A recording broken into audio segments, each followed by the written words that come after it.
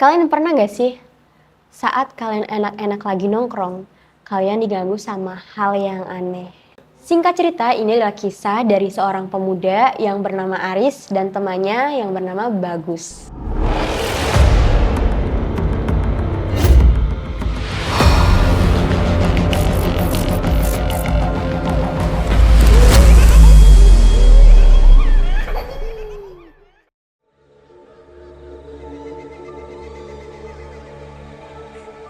Hai, kembali lagi di Malam Misteri. Pada hari ini aku akan bahas pengalaman pribadi dari teman kita.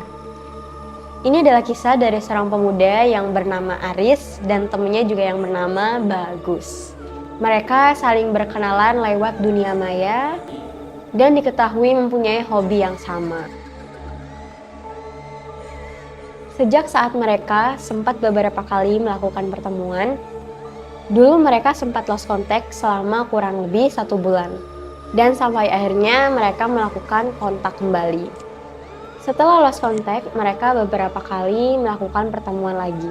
Sampai saat si Bagus ini bilang ke si Aris untuk mengajak main ke kosannya.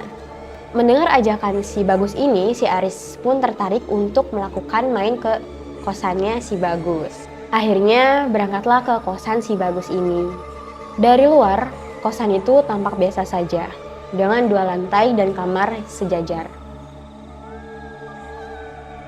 Nah, kebetulan kamar si Bagus ini berada di lantai 2. Akhirnya, mereka naik ke lantai 2. Saat melewati lantai kedua, si Aris ini merasa kayak ada yang ngawasi gitu. Tapi hal itu nggak diragukan lagi oleh si Aris ini. Di lain hari, si Aris ini dan si Bagus ini sedang nongkrong di depan kamarnya si Bagus ini. Di sana mereka melihat kejadian aneh, di mana ada sebuah sapu yang lagi digantungin, tiba-tiba sapu itu jatuh.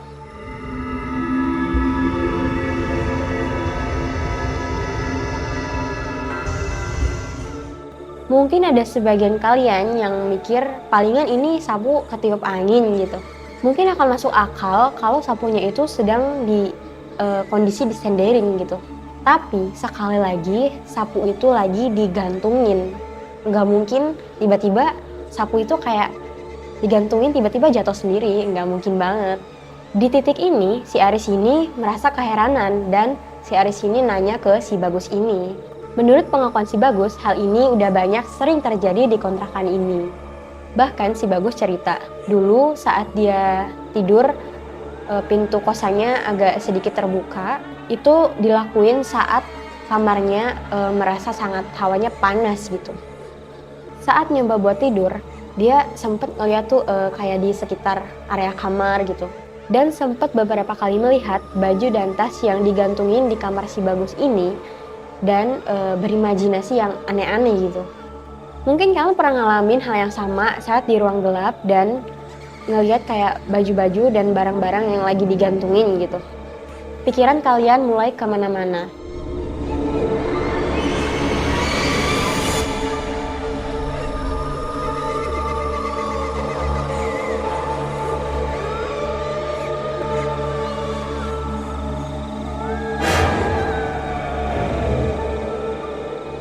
Di posisi itu, si Bagus ini sedang melihat ke arah pintu.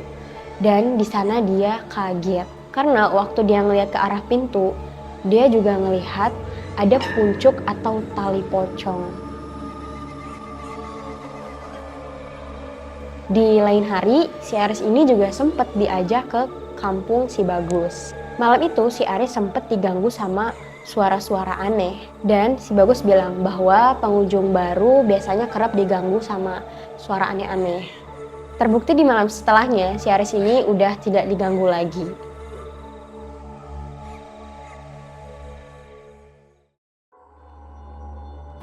Terima kasih sudah menonton video ini. Barangkali kalian ada cerita pengalaman pribadi kalian bisa langsung komen di bawah.